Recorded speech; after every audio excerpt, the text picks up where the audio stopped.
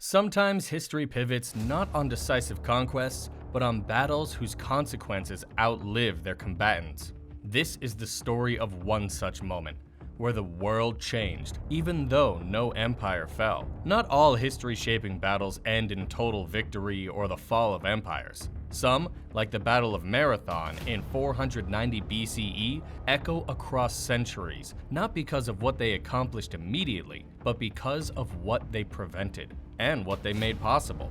This was not a clash that redrew maps or crushed kingdoms, but rather one that preserved an idea: democracy. Fought on a dusty plain just 26 miles from Athens, the battle between a small coalition of Greek city-states and the mighty Persian Empire altered the trajectory of Western civilization.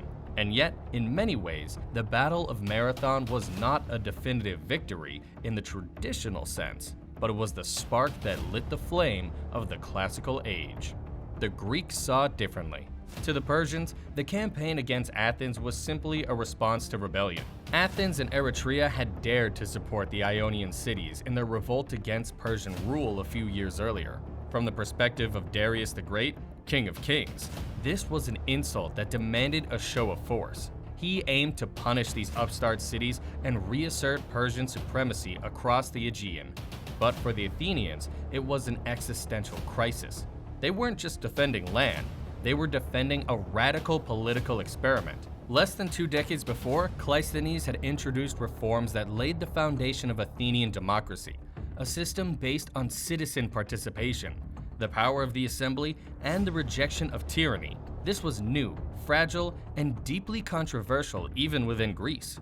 To lose the battle was to risk annihilation or subjugation, not just of their people, but of their political identity. The Persians were known to install puppet tyrants over rebellious cities. If Athens fell, its democratic institutions could be dismantled overnight. The imbalance of power. The scale of confrontation at Marathon was as uneven as it was daunting. The Persian army, seasoned from years of expansion and imperial control, had not tasted serious defeat in decades. Their logistical mastery was apparent in the way they landed an entire army across the Aegean at Marathon Bay, efficiently disembarking troops, horses, and supplies. Meanwhile, Athens was no military juggernaut. Its hoplites were citizen soldiers, farmers, potters, merchants who trained part-time. Their armor was heavy and their formation rigid, but their discipline and morale were formidable. Alongside them stood 1,000 brave Plataeans, the only Greek police that had responded to Athens' call for help. It was a small gesture, but it created a powerful sense of unity. The terrain of Marathon, a long, open plain flanked by marshes and mountains, seemed ideal for the Persians, whose cavalry and archers could operate best in open ground. A surprise tactic. The Persians, perhaps overconfident from previous successes, waited for the Athenians to either attack or break ranks. Sparta, bound by a religious festival, the Carneia, had delayed sending reinforcements. Most of the Athenian generals wanted to hold off, hoping the Spartans would arrive in time. Miltiades, however, argued that delay would allow the Persians to entrench, raid the countryside, or even sail directly to Athens, bypassing the defenders at Marathon altogether. So Miltiades gambled. Instead of waiting, the Athenians struck first. At dawn, under the cover of mist and silence, the Greek army descended from the hills and charged across the plain. The last mile, possibly more, was run at full speed, a remarkable feat for heavily armored men. This stunned the Persians. Used to facing slow-moving foes who cowered under a rain of arrows, they had never seen an organized, heavily armed force sprint into battle.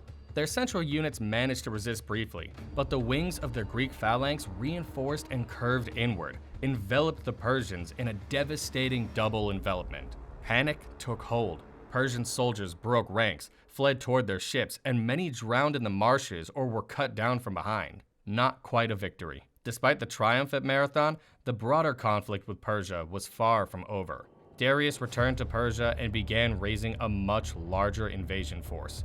Only his death postponed the renewed assault. His son, Xerxes I, would return a decade later with an enormous army, reputedly numbering hundreds of thousands, and a navy large enough to bridge the Hellespont.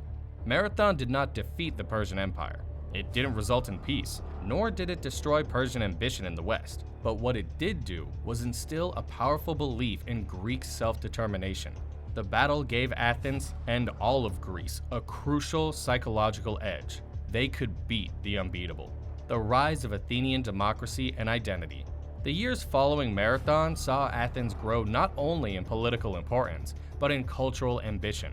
Confidence from the victory bolstered the democratic experiment. Citizens began to see their own participation in politics as something sacred, defended by blood. Themistocles rose to prominence, championing naval expansion and defending democratic reforms. The silver mines at Laurion provided wealth that was not used to enrich aristocrats, but to build triremes, fast maneuverable warships that would form the backbone of the Athenian navy. Militarily, Athens began to assert itself, but it was in the realm of ideas, arts, and identity that the city truly blossomed. The classical age of Athens was now on the horizon, a period that would see the construction of the Parthenon, the tragedies of Sophocles and Euripides, and the rise of philosophers whose ideas would echo for millennia. Marathon became a legend, a civic myth, immortalized in plays, poems, and public memory. It was invoked as a turning point, the moment when Athenians chose courage over compromise and shaped their destiny, a story that echoes through time. The story of Marathon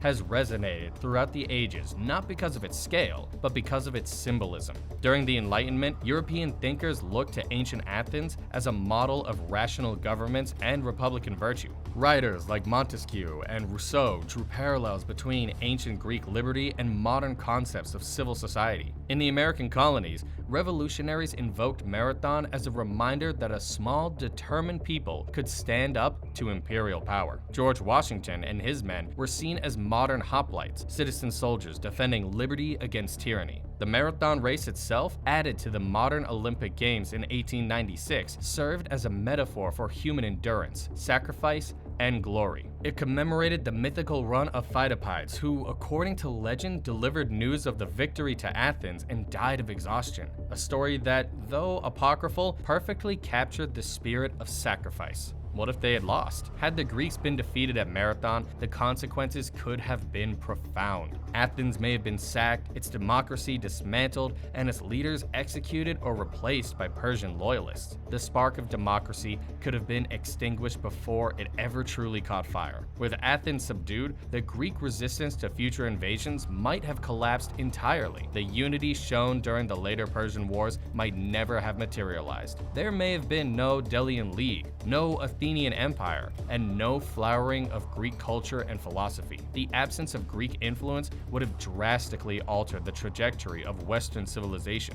Roman political theory, deeply influenced by Greek models, might have developed along more autocratic lines. The Enlightenment, grounded in rediscovered Greek texts and ideals, may have never emerged. The world as we know it might have followed a very different path. Conclusion. The Battle of Marathon wasn't a conclusive, sweeping victory. It didn't topple empires or result in territorial gains, but it did something arguably more important. It preserved an idea. It showed that the world's most powerful empire could be resisted by free people fighting for their home. It gave a fledgling democracy the breathing space it needed to survive and evolve. And it inspired countless generations to believe in the value of courage, resilience, and civic duty. Marathon changed everything, not by ending a war, but by proving that the future could be defended even when the odds seemed impossible. In that dusty plain, 26 miles from Athens, the modern world was quietly born. The Battle of Marathon didn't just save a city, it gave birth to an idea. And sometimes that's all it takes to change the world.